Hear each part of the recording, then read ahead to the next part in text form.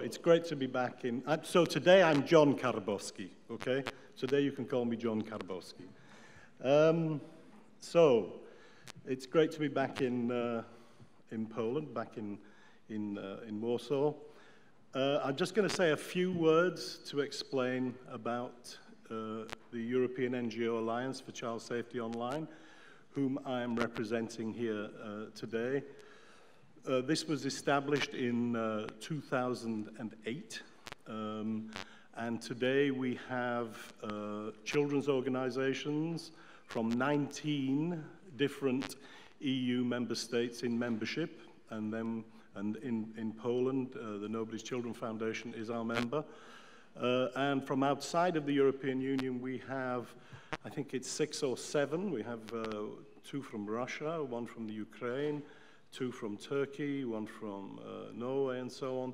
And we've all come together as children's organizations because given the way that the internet works, certainly on a transnational basis, a global basis, we understood that if we wish to get these big internet companies to change or adjust their policies, we need to speak to them as much as we can with a transnational and international voice.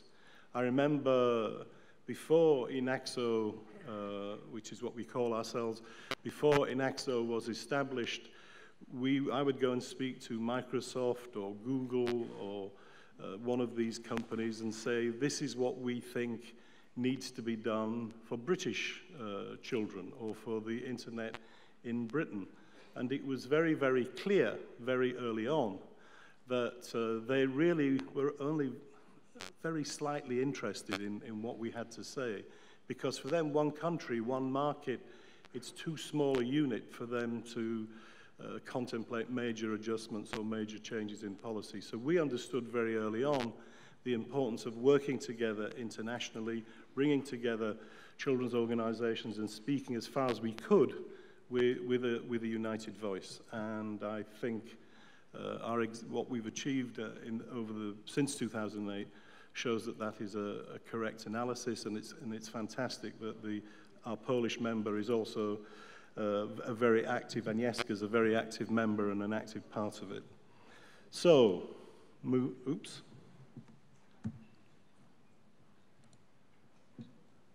Right. I'm going to talk today about children and e-commerce, new opportunities and new concerns. And we're going to be looking at a little bit of tomorrow. By the way, I hope you can all get access to this presentation afterwards.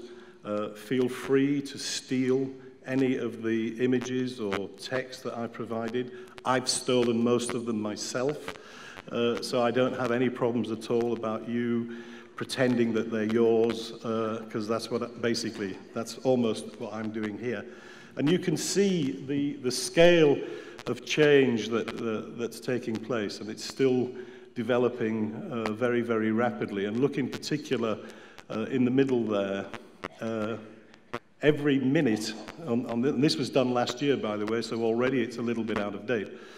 Every minute, $83,000 US of sales were taking place over the internet, and that's, by the way, this is just in the USA for the sales figure, and that number is set to double and treble over the next few years.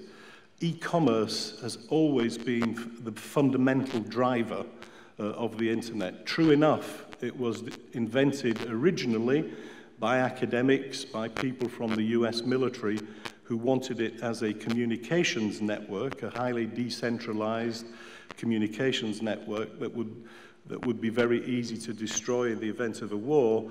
That was the original motivation for developing the internet in the first place. But since the late 80s, really, it's commerce and the expectation of making money out of the internet that has seen it develop. And that's by no means a complaint. That's the way the world works. We're very glad that we've got the internet, but we should never allow ourselves to believe that the internet is a charity. It isn't. It's fundamentally driven by businesses, and they exist to extract money from you, to transfer to themselves, to pay off their investors and their shareholders. And that's an important point that we should never lose sight of. And in the future, as we've already heard, increasingly we're going to be accessing the internet not through standard computers, but through things like smartphones, like the one I've got here. And these are I'm going to come back to these because they're incredibly important, particularly because of the way in-app purchases, I don't know how well that translates into Polish, but in-app purchases, the ability of apps on mobiles essentially to allow your child or anybody using the device to purchase things more or less on the spot and charge it to a credit card or to a bank account that's already been set up for it. And certainly in the United Kingdom, when you speak to parents, one of the things that increasingly they mention is the way that these devices and the way that the technology is allowing their kids to spend money that they don't always necessarily know about or approve. That's a kind of TV set. It also looks a bit like a tablet as well, that's increasingly going to be popular. 25% now of all television sets sold in the UK come with internet connectivity built in, and I'm sure it's the same here in Poland, but pretty soon we're all going to have a big screen in the communal rooms of our homes, in the living room or whatever, that are essentially internet devices, and with that also will become the possibility of engaging in a whole range of different types of e-commerce activities. And here's another glimpse of the future. These are called Google Glasses. They look very fashionable and smart, don't they? And essentially that is a mobile phone with a video camera and a microphone built into it. And so anytime as you're walking down the street, you'll be able essentially to be connected and to speak commands to your internet service provider, buy things, sell things, do whatever you like online in that very, very portable and attractive way. By the way, did you spot the Star Trek character in the last slide? The guy in the bottom right-hand corner? Those aren't Google Glasses, that's from Star Trek. I was just testing to make sure that you're awake, because I know it's been a long morning already. So, future challenges. We already know this, but it's becoming increasingly clear that privacy is going to dominate a large part of the debates and the agenda around the internet discussions that are taking place. But again, going back to my earlier point about the fundamentally commercial nature of the internet, when we talk about privacy, very often, not always, definitely not always, but very often what we're talking about is our attitude towards businesses and companies collecting data about us and how they use that data. We have there's a very good saying in English, and again, I hope it translates properly into Polish. There are all of these, these free services and so on out there on the internet. Well, here's the saying: if you're not paying for a service, then you are the product.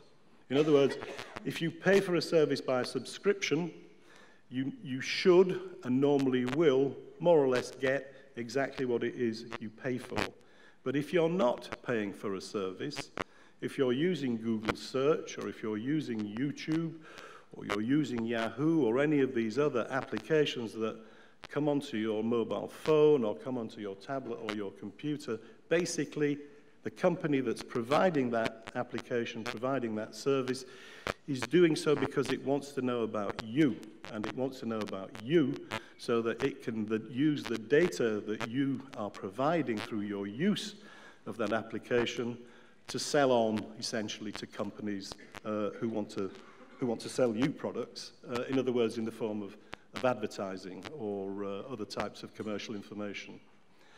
And that's a source of particular challenges for children and young people who are not always as wise, not always as aware about how commerce works and about how their data can be used by companies.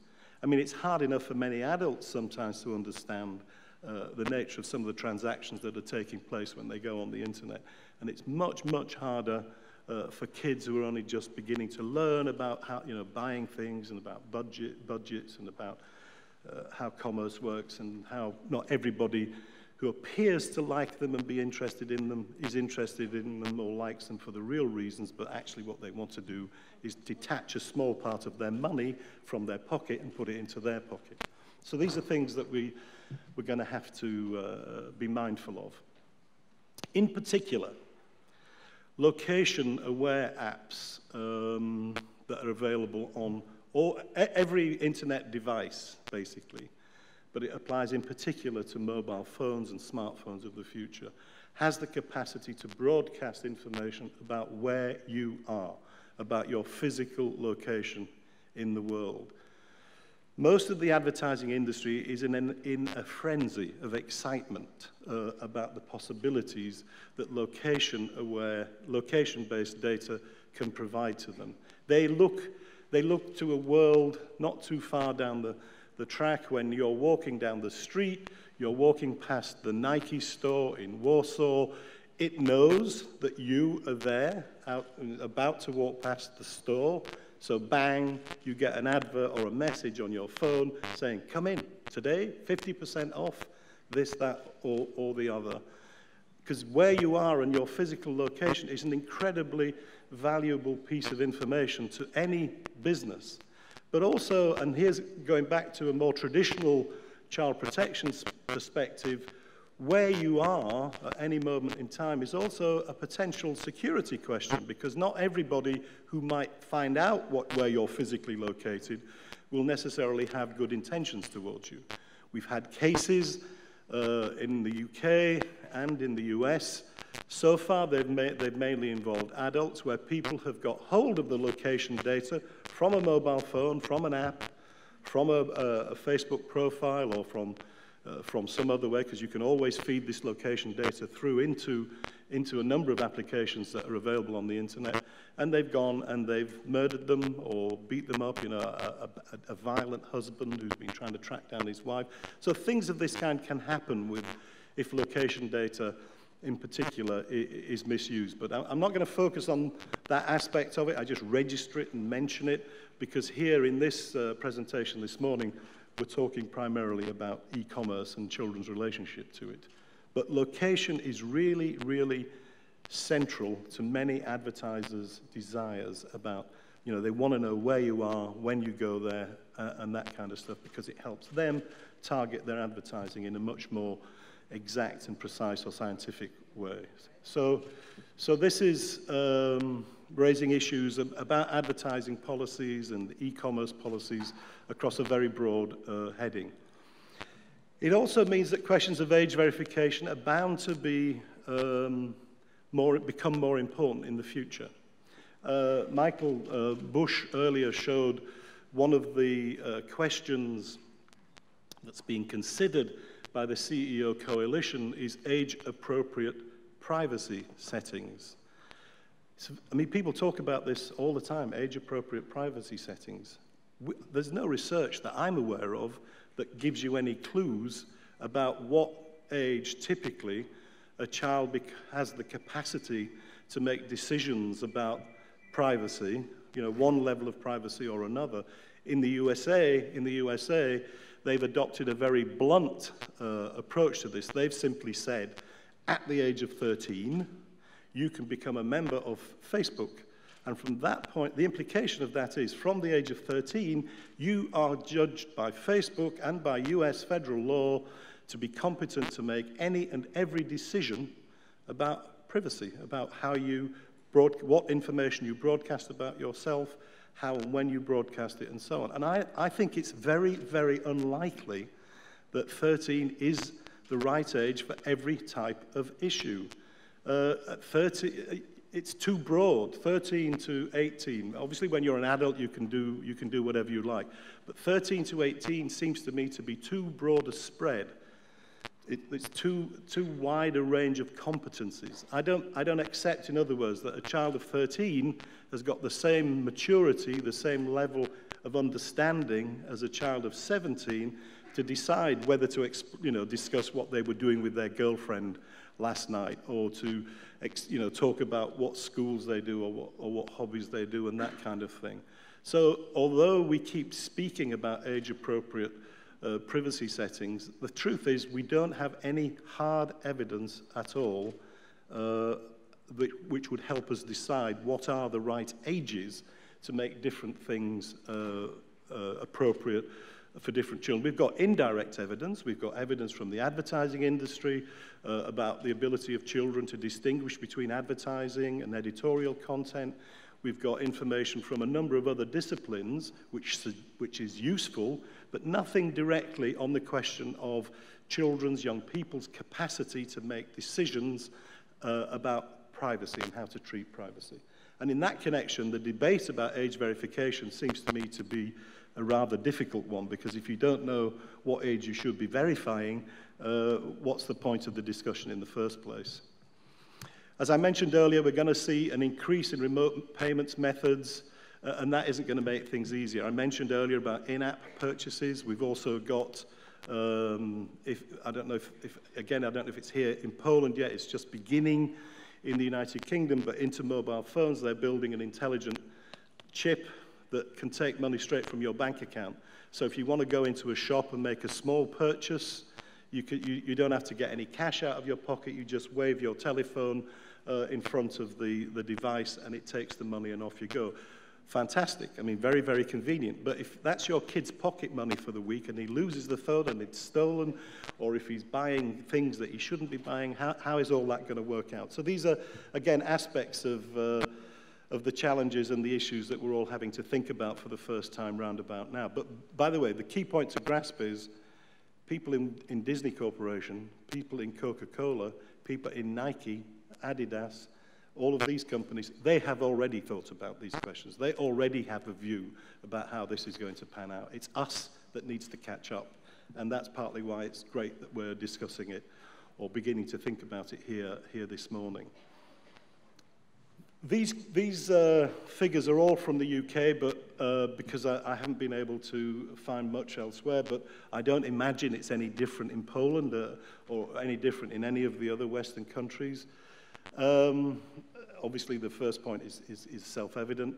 Nearly 40% of school students between the ages of 9 and 19 trust most of the information that they see on the internet, and only a third have been taught to make judgments about the reliability of online information. So this underlines the point I was making earlier about children not necessarily having the knowledge or experience very often to evaluate what they see and the decisions that they make based on it, particularly in the online environment. Now here's the really important stuff, the money. This is from 2006, from children's own pocket money. In a year, they had £12 billion, which I quickly calculated is about 61 billion zloty, 15 billion euros, of their own money. So that's not an insignificant amount of money. That alone, if that was the only money children had, companies would be interested in getting a piece of it, because it's a lot. But when you add on other aspects of household expenditure over which children have some influence, what breakfast cereal do you want to buy? What kind of car do you think we should buy? All of these things. Children have some kind of input on that too. When you add all that together, the amounts become even more significant. 507 billion zloty, 124 billion euros. And so it was calculated, again, these are fairly more recent numbers, 2010, that a family will spend roughly £200,000 just getting a child to its 21st birthday. So again, this underlines the economic, the financial aspect of it. And again, here's a study that we did in the UK quite recently. 1 in 7 online purchases made by kids, they made them without their parents' knowledge. Now that doesn't mean it's, that they were buying pornography or violent video games or anything like that. It doesn't mean that at all, but it does indicate perhaps that parents are not quite as on top of what their kids are doing in the online space when they're buying as they should be. And the next section shows that £64 million was spent by kids from their parents' credit cards without their parents knowing about it. And the parents only found out when the credit card bill arrived and they read it. Most parents never read their credit card bills, so I'm sure, I certainly never read mine. Mind you, my children are now over 21, so they don't have access to my number. I changed the password immediately they hit their 21st birthday. But £64 million of what the kids were spending was absolutely unauthorized by their parents, and they found out. Now, you know, for some families, in some situations, getting a big credit card bill out of the blue at the end of the month with a ginormous amount of money on it that you didn't know your kid had spent can be a disaster for family finances, for family economics. So, how are we doing for time? No. 5 minutes, okay. I'll go very quickly through the next bits. This will all be available online anyway.